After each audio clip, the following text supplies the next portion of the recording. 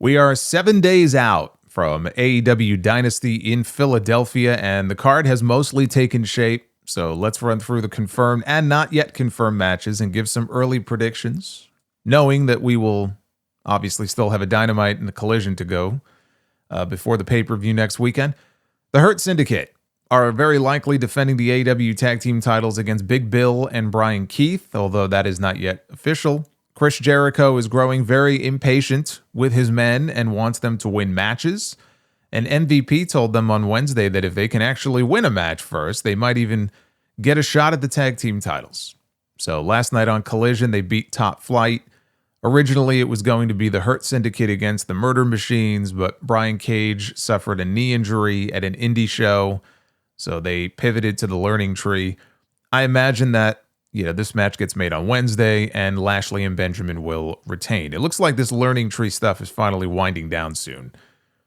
Speaking of the Learning Tree, also not official yet, but Chris Jericho on Wednesday issued the challenge to a title versus mask match for the Ring of Honor World Championship against Bandito at Dynasty. And, they have a Ring of Honor pay-per-view coming up on May 2nd, Supercard of Honor. But Bandito's not losing his mask. So I say Bandito wins the title here, and then we probably get one more match between them at Supercard of Honor. And when Jericho loses there, no thanks to Big Bill and Brian Keith, that may be where the implosion happens.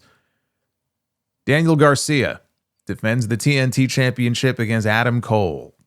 They have already had 2 matches so far this month. The first one went to a no contest. Their last one went to a time limit draw. So this time it'll be no time limit and no interference allowed.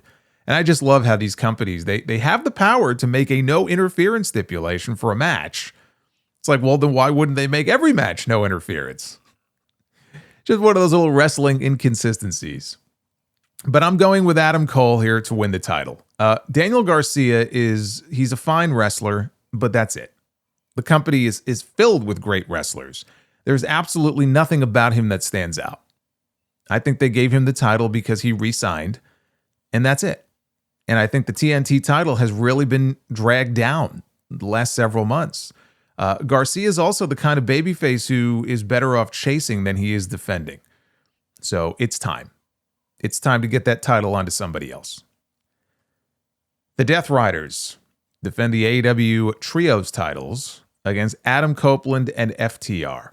There is trouble in paradise with Rated FTR. I like the sit-down interview they did with Tony Schiavone on Wednesday. Dax Harwood has been acting very heelish. He's very up in his feelings. Cash Wheeler has not been. He's been trying to keep his friends together on the same page so they could win the titles.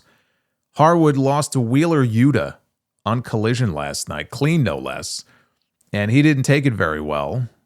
He put his hands on referee Paul Turner after the match. Security had to come out. Wheeler came out, the other Wheeler, his Wheeler, Dax Wheeler. Dax Wheeler. Cash Wheeler. Good Lord. Yes, Dax Wheeler came out to confront Cash Harwood. But anyway, Harwood thought it was a member of security that was trying to pull him away, so Harwood shoved him down. Only then, when he turned around, did he realize his mistake, and he tried to help his partner up, but Wheeler wasn't having any of it.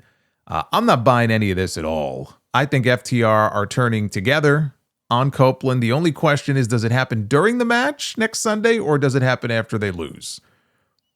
Is it going to be a legitimate attempt to win the trios titles? They fail, and they snap and take it out on Copeland, or is this some kind of big elaborate swerve, which really wouldn't make a whole lot of sense if they wrestled a fucking 15-minute match only to then turn on Copeland.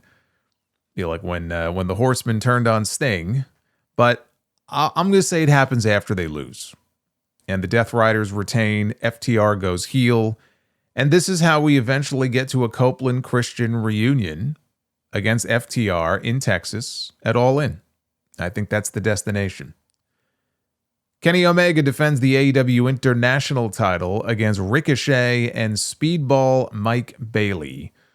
This is going to be a great match. I think everybody pretty much figures that, and also figures that Kenny Omega is not losing the International Championship. All roads lead to champion versus champion, title for title, probably a unification match, which is exactly what it should be, in Texas between Omega and Okada, who isn't even on this show. So it'll be a great match. The only question is, it's not so much who wins, it's who takes the pin. And in this case, I'm going to say it's Ricochet. And that's their way of protecting Mike Bailey by not having him take his first direct loss. But Kenny Omega is retaining this title. 100%.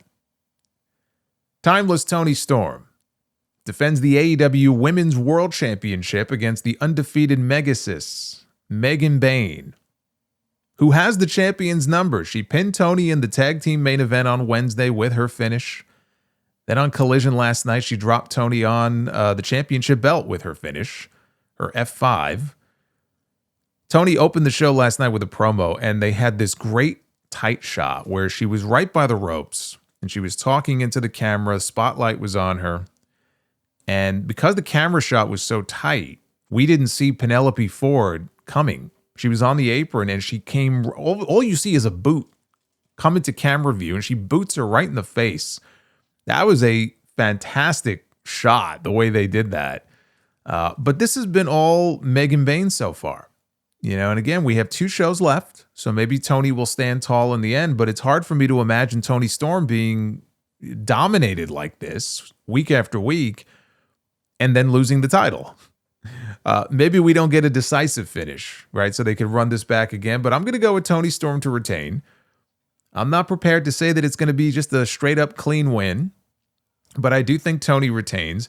If they really wanted to create a new face for this division, then they would go all the way and they would put the title on Bayne and keep her undefeated. But I think Toni goes into All In with the championship.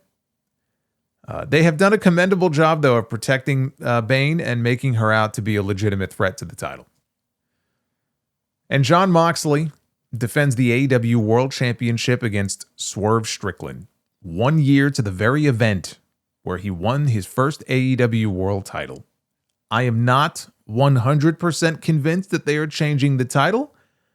I want to believe that they are going to do the right thing, though. And the right thing is to get that fucking belt off of Moxley. So I am, with some hesitation here, I am picking Swerve Strickland for the win. I think Swerve becomes a 2-time AEW World Champion. There are any number of people that he could defend that title against in Texas, including Hangman Page, Will Ospreay, MJF, all names, by the way, who are not scheduled for a match right now at Dynasty. There's no Ospreay, there's no Hangman, there's no MJF, there's no Okada, there's no Takeshita, not even Mercedes. Although that may change this week. Because last night on Collision, it finally happened. It finally happened. The Ring of Honor Forever Champion, Athena, made her return to TV. And not Ring of Honor TV behind a paywall. I mean actual cable television with actual viewers. After insulting the person who trained Billy Starks as somebody who knows nothing about pro wrestling, you knew that this was setting up an Athena debut, return, whatever you want to call it, to TV.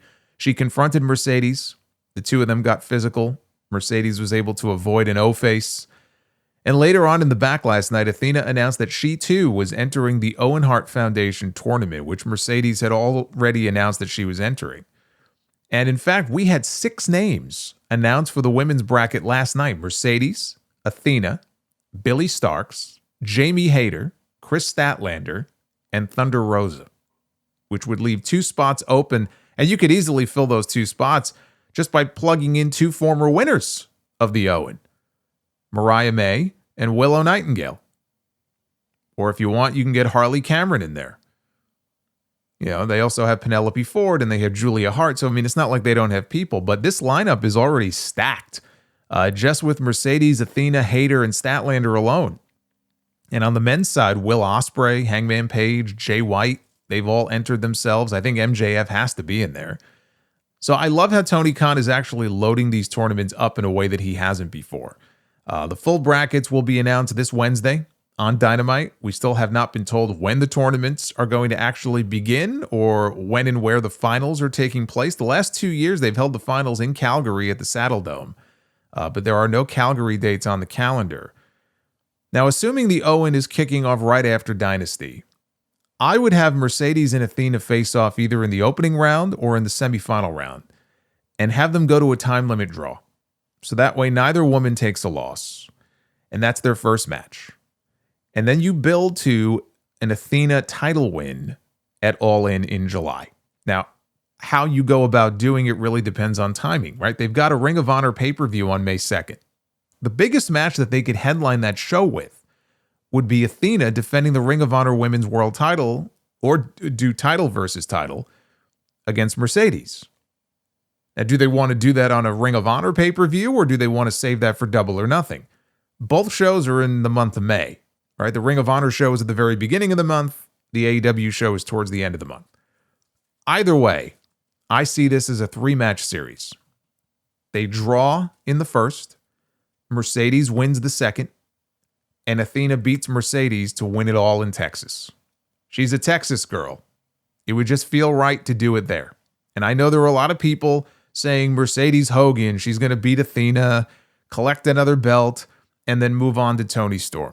They have convinced themselves that this is the way it's going to work. Mercedes is not moving on to Toni Storm before dropping the TBS title. And she's going to drop the TBS title to Athena.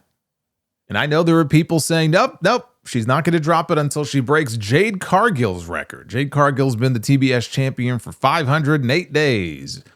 Well, Mercedes is only around like 308. So for her to break Jade's record and become the longest reigning TBS champion of all time, that would take her through what, October? Can't keep the TBS title on her until October.